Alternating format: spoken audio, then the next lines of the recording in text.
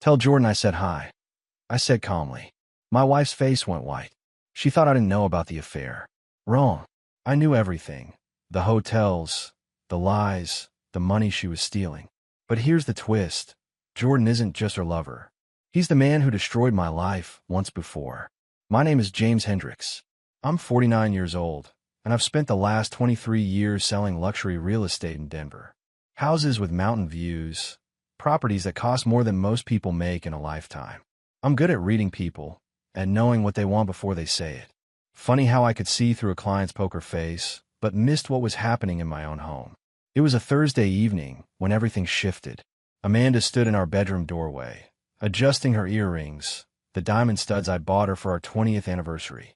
She wore that burgundy dress, the one that hugged her in all the right places. Her perfume filled the room, expensive and deliberate. "Don't wait up tonight," she said, her tone casual, like she was commenting on the weather. The networking event might run late. I sat in a leather chair by the window, the one where I used to read Dylan bedtime stories when he was little. Now my 16-year-old son was upstairs, probably gaming with his headphones on, oblivious to the theater playing out below. I looked at Amanda, really looked at her. The carefully applied makeup, the heels she never wore to actual work functions anymore, the way she wouldn't quite meet my eyes. "Tell Jordan I said hi," I replied, my voice calm and even. The effect was immediate. She froze right where she stood, one hand still touching her earlobe. Her face went pale, then flushed red. For 3 full seconds, she didn't breathe, didn't blink. The confident woman who'd walked into the room just vanished, replaced by someone who looked like she'd been punched in the gut. "What?" Her voice came out barely above a whisper. "Jordan Reed," I said, leaning back in my chair. "Finance guy. Drives the black BMW. I'm sure he'll appreciate you dressing up for him." Amanda's mouth opened, closed, opened again. No words came out. She grabbed the door frame like she needed it to stay upright. I'd spent 6 months preparing for this moment. 6 months of watching, documenting, planning. 6 months of playing the fool while I built my case. And now, watching her realize that her carefully constructed lies were crumbling, I felt something I hadn't felt in years. Control. She finally found her voice. "James, I don't know what you think." "Save it," I interrupted, standing up slowly. "I'm not guessing anymore, Amanda. I'm not wondering. I know." She didn't leave right away. She stood there, tears forming in her eyes. Real or performed, I couldn't tell anymore. Maybe she couldn't either. "We need to talk," she managed. "No," I said. "You need to go to your event. Or your meeting. Or whatever you're calling it these days. We'll talk when you're ready to stop lying." I walked past her, close enough to smell that perfume that used to drive me wild, and headed downstairs. Behind me, I heard her breath hitch, heard the click of her heels as she finally moved. The front door opened and closed.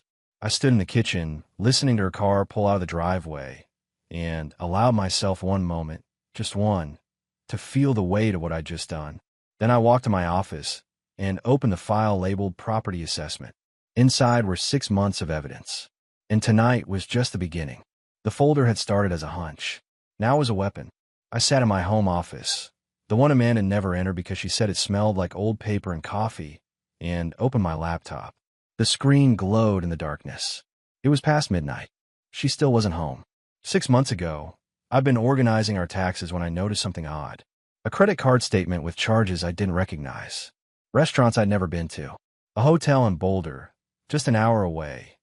Billed on a Tuesday, when Amanda claimed she was at a women's leadership conference in Colorado Springs. I'd almost asked her about it. Almost. Instead, I did what I do best. I investigated. I started with the simple stuff.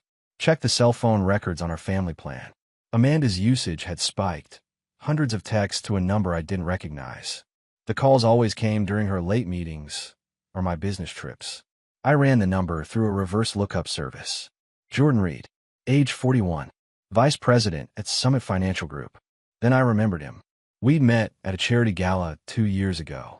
Amanda had introduced us, said he was a colleague, someone she worked with on a commercial property financing deal. Good-looking guy, I thought at the time. Confident handshake. Too much cologne. I dug deeper. Our joint credit card showed a pattern. Every other Thursday, charges at the same boutique hotel downtown. Always around $200. Always on days Amanda texted me that she'd be working late. I installed tracking software on our shared iPad, the one she used for recipes and shopping lists. Took me 10 minutes. She never noticed. The GPS showed regular trips to an address in Cherry Creek. I drove by one afternoon. Upscale condos. Jordan's building, according to public records. But I needed more than circumstantial evidence. I needed something ironclad. That's when I called in a favor from a client, former military guy who now ran a private security firm. He owed me for helping him dodge a messy property dispute with his ex-wife. Surveillance, he'd asked over drinks. Discreet surveillance, I clarified. 2 weeks later, he handed me a USB drive. Video footage, time-stamped and tagged. Amanda and Jordan entering his condo building together, leaving separately 2 hours later. Her hair different, makeup smudged, walking with that particular careful step of someone trying not to look guilty. I watched the videos once. Just once. Then I filed them away with everything else. Bank statements, text message logs, GPS coordinates, hotel receipts, photographs. I built the case like I'd build a property portfolio, methodically, completely, with no room for doubt. The door opened downstairs. Amanda was home.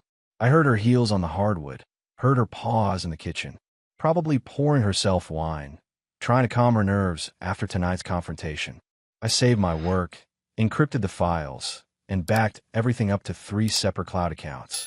Then I closed my laptop and headed upstairs. Dylan's light was still on. I knocked gently. Yeah. His voice came through the door. I opened it. My son sat at his desk, headphones around his neck, computer screen showing lines of code. The kid had inherited my analytical mind. You good? I asked. Dylan looked at me, really looked at me. At 16, he was almost as tall as me now, with his mother's dark hair and my gray eyes. Dad, he said carefully, are you and Mom okay? Smart kid. Too smart to fool. We're working through some things, I said. But you and me? We're solid. Always. He nodded slowly. Okay. I closed his door and went to the master bedroom. Amanda was already in bed, facing away from me, pretending to sleep. I didn't say a word. Just got ready for bed and lay down on my side, staring at the ceiling. Tomorrow, I make the next move. Tonight, I let her wonder what I knew. The coffee shop on 16th Street was one of those trendy places with exposed brick and overpriced lattes. I'd chosen it specifically because it was nowhere near Amanda's usual haunts. When you're about to discuss destroying someone's life, you don't do it in familiar territory. Jordan Reed walked in at exactly 2 o'clock. He spotted me immediately. I made sure to sit where he couldn't miss me. The look on his face was priceless. Confusion, then recognition, then something that might have been fear. James. He approached the table cautiously. What are you doing here? Sit down, Jordan. I gestured to the chair across from me. He hesitated, then sat. Look, if this is about Amanda. It's not about Amanda, I interrupted. It's about Phoenix. His face went pale. Phoenix. Phoenix Data Solutions. The startup we founded together 12 years ago. Remember that? Before you stole my client list, my proprietary algorithms, and left me with nothing but a worthless partnership agreement. Jordan shifted in his seat. That was business, James. Nothing personal. Nothing personal. I repeated, letting the words hang there. You bankrupted me. I lost my first house. My first marriage fell apart. It took me 5 years to rebuild from what you did. Ancient history, he said, but his voice wavered. Is it? I leaned forward. See, when I found out you were sleeping with my wife, I had a moment of clarity. This isn't about Amanda choosing you. This is you, once again, taking what's mine because you can't build anything yourself. Jordan's jaw tightened. I don't know what you think you know. I slid my phone across the table. On the screen was a photo. Him and Amanda entering his building, her hand on his arm, both of them laughing. He stared at it, but didn't touch the phone. Here's what's going to happen, I said calmly. You're going to end things with Amanda. Today, you're going to tell her you made a mistake, that you can't do this anymore. And then you're going to disappear from our lives. And if I don't, I smiled. It wasn't a friendly smile. Then I send this photo, plus about 50 others, plus detailed financial records showing how you embezzled funds from Phoenix before you bailed, to every major financial firm in Denver. Your career will be over before lunch tomorrow. His eyes widened. You're bluffing. That was over a decade ago. Fraud has no statute of limitations when it comes to professional licensing, I said. One call to the SEC, Jordan. That's all it takes. He sat back, breathing hard. You had this planned. Every step. I took my phone back. You see, I learned something from Phoenix. Never start a war you haven't already won. So yes, I've had this plan for months. End it with Amanda, or lose everything. Jordan stood up abruptly. You're insane. No, I said quietly. I'm thorough. You've got 24 hours. He walked out without another word. I finished my coffee slowly, savoring the moment. The first domino had fallen. Now to wait and see if Jordan was smart enough to push the second one himself. I didn't expect Dylan to find out so soon. But my son was smarter than I gave him credit for. It was Saturday morning. Amanda had left early for yoga. Another lie I didn't bother challenging. I was in my office, reviewing property assessments, when Dylan appeared in the doorway. Dad, can we talk? Something in his voice made me close my laptop. Of course. What's up? He came in, shut the door behind him, and sat in the chair where Amanda had sat just days ago. He held his phone, turning it over and over in his hands. I know about Mom, he said finally. My stomach dropped. What do you know? Dylan looked up, and I saw myself in his eyes. That same analytical distance, that same refusal to let emotion cloud judgment. I installed a keylogger on her laptop 3 months ago, he said. I was curious about some weird charges on the credit card, stuff that didn't make sense. So I started tracking her activity. Dylan, about all her emails, Dad. Her text messages. Everything. He pulled up something on his phone and handed it to me, including these. I looked at the screen. Messages between Amanda and Jordan. Dozens of them. Some were innocent enough, but others were explicit about their affair, about their plans, about how Amanda was just waiting for the right moment to leave. My hand tightened around the phone. How long have you known? I asked. 2 months. Maybe longer. Dylan's voice was flat, controlled. I didn't know how to tell you. I thought maybe I was wrong. Maybe I was misreading things. But then Thursday night happened, and I knew you'd figured it out too. I handed the phone back. You shouldn't have had to deal with this alone. Neither should you. We sat in silence for a moment. What are you going to do? He asked. Make sure we come out of this okay, I said. You and me. Dylan nodded slowly. I want to help. Dylan, I'm not a kid anymore, Dad. His voice was steady, mature beyond his years. She lied to both of us. She chose some random guy over her family. I want to help you make sure she doesn't destroy us. I studied my son, 16 years old, sitting there with the weight of adult betrayal on his shoulders, and still standing straight. All right, I said, but we do this smart. No revenge posts online, no confrontations. We build the case, we protect ourselves, and we let the system handle it. Deal. He paused. There's something else you should know.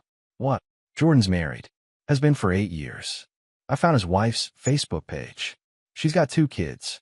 The information hit me like cold water. Are you sure? Dylan nodded. Posted family photos just last week. They look happy. I sat back, processing this. Jordan wasn't just a homewrecker.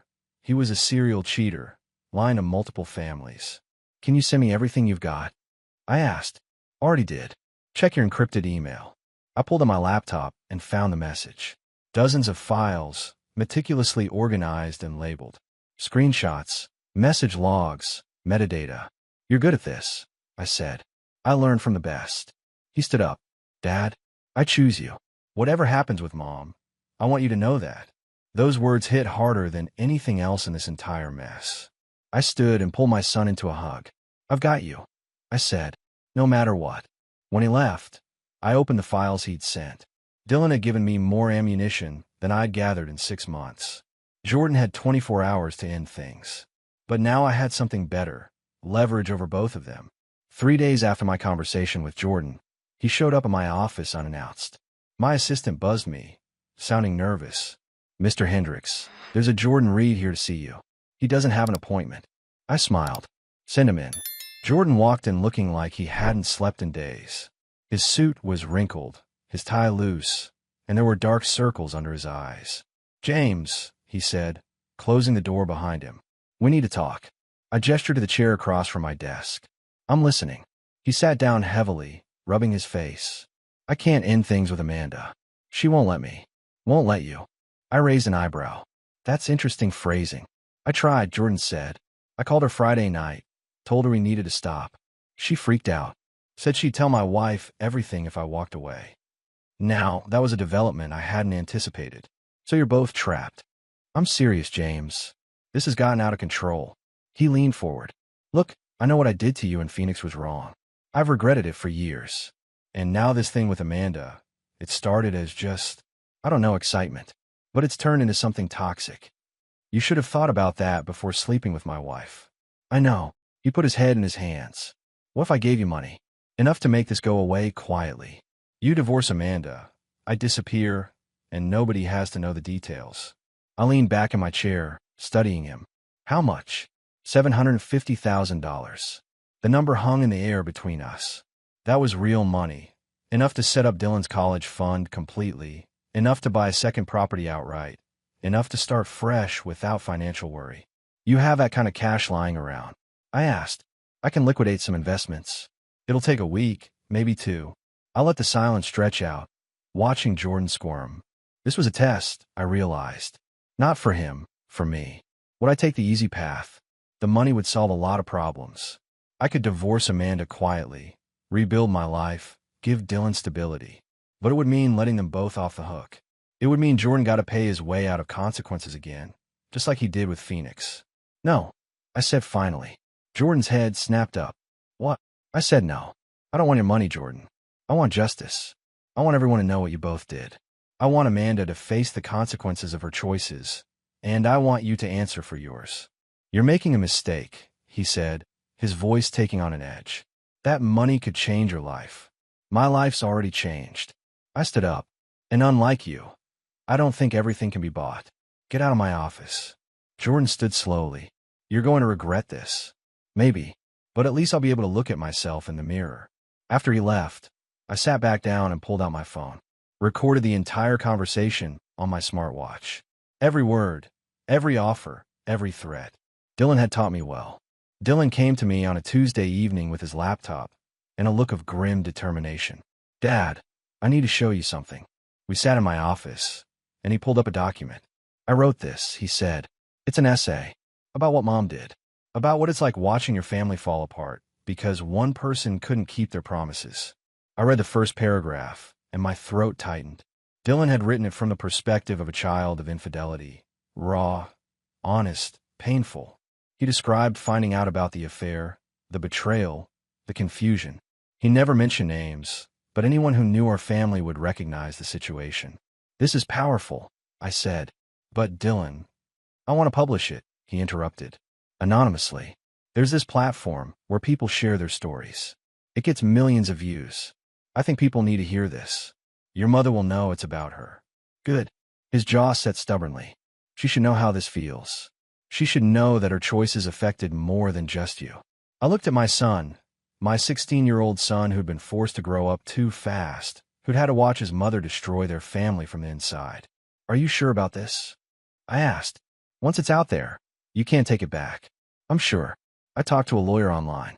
As long as I don't use real names or identifying details, it's protected speech. All right, I said. But let me read the whole thing first. We need to make sure it can't blow back on you. Dylan handed me the laptop. I spent the next 20 minutes reading his essay. It was brilliant, devastating and honest without being vindictive. He wrote about trust, about family, about how betrayal doesn't just hurt the spouse, it shatters the children too. Change this line, I said, pointing to a paragraph that mentioned Denver specifically. Make it vague. And this part about real estate, too identifying. Otherwise, it's perfect. Dylan made the edits, then looked at me. Ready. He hit publish. For the first few hours, nothing happened. Then the views started climbing. 10, 50, 100. By morning, it had 5,000 views and hundreds of comments. People sharing their own stories, thanking Dylan for his honesty, condemning parents who cheat. By the end of the week, it had gone viral. 200,000 views. Local news websites picked it up. Parenting blogs shared it. It became a conversation starter about infidelity and family. Amanda called me on Saturday morning, her voice shaking with rage. Did you see this? She demanded. This essay that's going around? I did, I said calmly. Amanda's speaking here. It's about us.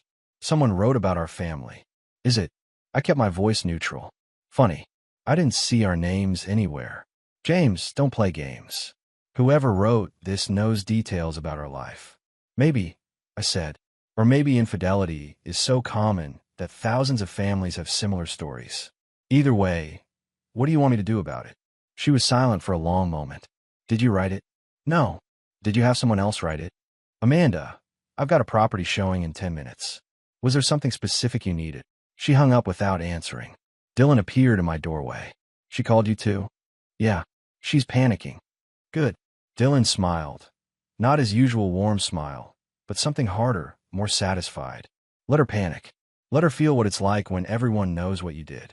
I put my hand on his shoulder. You did well, son. But from here on out, we play it careful. No more public moves until we're ready for the final step. What's the final step? Court, I said. Where everything comes out officially. Where she can't hide anymore. Dylan nodded. I'm ready for that. So was I. I gave Amanda exactly what she wanted, a false sense of security. After Dylan's essay went viral and Jordan tried to buy his way out, I went quiet. No accusations, no confrontations. Just a husband going through the motions. She thought she'd weathered the storm. She was wrong. It was a Saturday morning when I suggested we go away for the weekend. Just the two of us, I said. Talk things through, reconnect. Amanda looked surprised, but agreed immediately.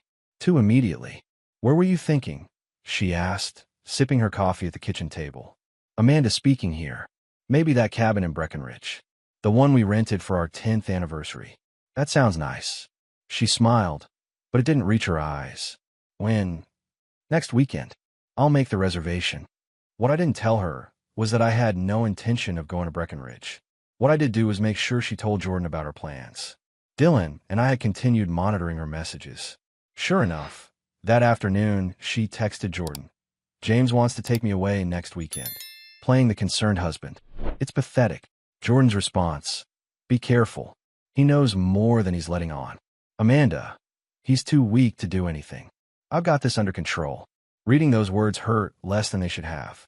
Maybe I was already numb to it. The following Friday, I told Amanda I needed to leave early to prep the cabin. She kissed me goodbye, a hollow gesture that meant nothing.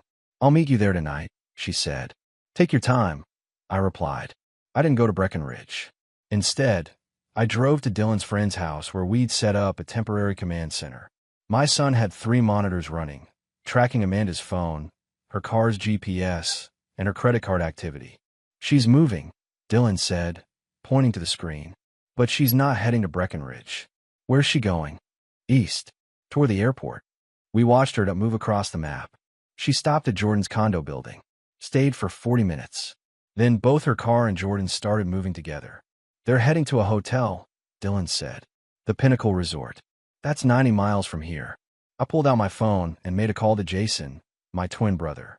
It's time, I said when he answered. Jason speaking here. I'm ready. Where am I going? I gave him the address. Jason had been waiting for this moment, the hothead to my calculated approach. Where I planned, Jason acted. Together, we were complete. Don't do anything stupid, I warned. Define stupid, Jason replied, and I could hear the grin in his voice. No violence. Just be there. Be visible. Make them uncomfortable. I can do that. 2 hours later, Dylan's phone buzzed with a video message from Jason. I watched it, and for the first time in months, I smiled, really smiled. The video showed Amanda and Jordan in the hotel lobby, checking in together. They were laughing, relaxed, thinking they'd gotten away with it. Then Jason walked right up to them, big as life. The audio was clear. Amanda, what a surprise seeing you here. James told me you two were going to Breckenridge. Funny place for a wrong turn. Amanda's face went sheet white. Jordan actually took a step back. Jason continued, loud enough for the front desk to hear. And Jordan read, wow, small world. Does your wife know you're here? They practically ran to the elevators. Jason sent another text. Got it all on video. Clear faces, clear location, clear panic. Perfect. I typed back. Come home. Dylan looked at me. What now? Now we wait. She'll call soon. I was right. 10 minutes later, my phone rang. Amanda's name on the screen. I let it ring 4 times before answering. Hey, I said casually. James. Her voice was shaking. Amanda speaking here. I'm so sorry. I can't make it to the cabin. I got called into an emergency meeting. An emergency meeting, I repeated. On a Saturday night. Yes. I'm so sorry. Can we reschedule? Sure, I said. No problem. She exhaled with relief. Thank you for understanding. I understand more than you know, I said, and hung up. Dylan was watching me carefully. You're really calm. Because we won, I said. She just gave me the lie on record. Jason got them on video. And she has no idea what's coming. What is coming? I pulled out the folder I've been building for months. Monday morning, I'm filing for divorce. And every piece of evidence we've collected is going with it. Monday morning arrived with crystal clear skies. The kind of morning that makes you believe in new beginnings. I met with my lawyer, Patricia Brennan. At 8 a.m. Dylan came with me. He'd insisted on being there, and honestly, I wanted him there. He'd earned it. Patricia reviewed everything we brought. The photos, the videos, the message logs, the financial records, Jason's footage from the hotel. When she finished, she sat back and whistled softly. This is the most documented case of infidelity I've seen in 15 years, she said, looking at me with something like respect. Patricia speaking here. Mr. Hendricks, you could teach a masterclass in divorce preparation. I had good help, I said, glancing at Dylan. I can see that. She turned to my son. How are you holding up with all this? Dylan shrugged. Better than being kept in the dark. At least now I know the truth. Patricia nodded, then looked back at me. I need to ask you something important. Your wife will be served papers today. How do you think she'll react? Badly, I said, but not violently. Amanda's weapon is manipulation, not aggression. Good, because I need to know. Are you prepared for her to claim you're at fault? That you drove her to this? Let her try, I said. I've got documented proof that I tried to save this marriage while she was actively destroying it. Patricia smiled grimly. Then let's file. The papers were filed by noon. A process server would deliver them to Amanda at her office by end of business. I wanted her to receive them publicly, surrounded by colleagues. Wanted her to feel the same exposure she'd put me through. I went home and found Jason waiting in my driveway. He leaned against his truck, arms crossed, looking like trouble waiting to happen. How'd it go? He asked. Jason speaking here. Filed. She'll be served in a few hours. Good. He pushed off the truck. Listen, I know you told me to stay calm, stay measured. But if she tries anything, if she comes after you or Dylan, I won't be calm. I know, and I appreciate it. But this has to be done right. Jason studied me for a moment. You've changed, you know. The James I grew up with would have gone ballistic the moment he found out. But you turned into someone colder. Someone more dangerous. I had to, I said simply. Being emotional wouldn't protect Dylan. Wouldn't protect our assets. Wouldn't get me justice. Still, I'm proud of you, brother. Those words meant more than he knew. My phone rang at 4:30. Amanda's number. I didn't answer. She called 3 more times. Then the text started. What is this? You filed for divorce? We need to talk right now. You can't do this. I responded to none of them. Let her spiral. Let her panic. Let her feel what I'd felt for months. Helpless and betrayed. At 6 o'clock, her car pulled into the driveway. She came in through the front door like a storm, papers clutched in her hand. James, she shouted. Amanda speaking here. I was in the kitchen, making dinner. I didn't turn around, just kept chopping vegetables. We need to talk, she said, her voice breaking. No, we don't. You can't just file for divorce without talking to me first. I set down the knife and turned to face her. I can, and I did. You made your choices, Amanda. Now I'm making mine. She held up the papers. This says infidelity. You're accusing me of infidelity. I'm not accusing you of anything. I'm stating facts. You had an affair with Jordan Reed. Multiple times. Multiple locations. I have proof. Her face crumpled. It's not what you think. It's exactly what I think. I kept my voice steady. You betrayed me. You betrayed Dylan. And then you lied about it. Over and over. I can explain. I don't want your explanations. I want a divorce. I want you out of this house. And I want full custody of our son. You can't take Dylan from me. Watch me. Dylan appeared in the doorway. She doesn't have to take me, Mom. I choose Dad. Amanda spun around, seeing our son for the first time. Dylan, honey. Don't, he said coldly. I know everything. I've known for months. You made your choice. Now I'm making mine. I watched my wife, my soon-to-be ex-wife, realized that she'd lost both of us, that there was no talking her way out of this, no manipulation that would work. She looked at me one last time. I never meant for this to happen. But it did, I said, and now we all live with the consequences. The courtroom was smaller than I expected. Oak paneling, fluorescent lights, and a judge who looked like she'd seen every variation of human betrayal imaginable. Amanda sat across the aisle with her attorney, a younger guy who'd clearly taken the case thinking he could paint her as the victim. He kept glancing at the evidence binders on our table, and I could see the doubt creeping into his expression. Patricia stood and addressed the judge. Your Honor, we have extensive documentation of Mrs. Hendricks' extramarital affair, including photographs, GPS records, financial statements, and video evidence. She walked through each piece methodically. The hotel receipts, the text messages Dylan had recovered, Jason's video from the resort, Jordan's attempted bribe, recorded on my watch. Amanda's lawyer tried to argue emotional distress, claiming the marriage had been troubled for years. Patricia shut it down immediately. Troubled marriages don't excuse infidelity, Your Honor, and they certainly don't excuse lying, manipulation, and using marital assets to fund an affair. The judge reviewed the evidence in silence. When she finally looked up, her expression was neutral, but her tone was firm. Request for alimony is denied. Primary custody awarded to Mr. Hendricks, with supervised visitation for Mrs. Hendricks pending evaluation. Asset division as follows. The marital home, retirement accounts, and business assets remain with Mr. Hendricks, who provided documentation of premarital ownership. Mrs. Hendricks receives her personal vehicle and personal accounts only. Amanda's face crumpled. Her lawyers started to object, but the judge held up her hand. The evidence is overwhelming and well documented. This court finds clear fault.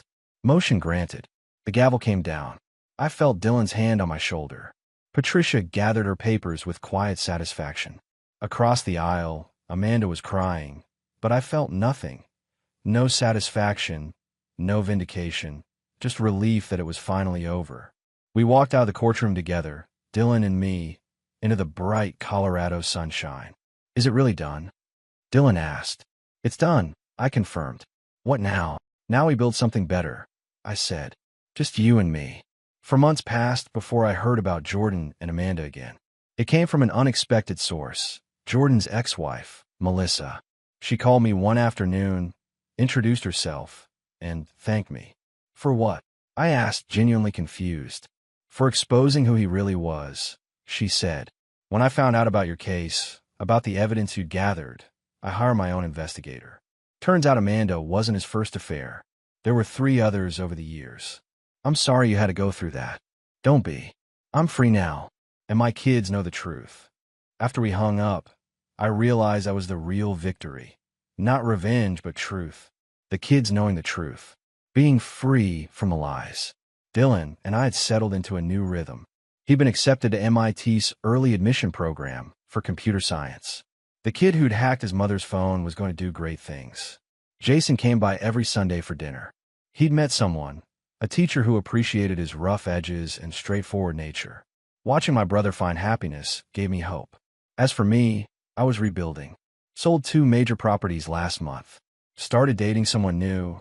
Carefully, slowly, with my eyes wide open this time.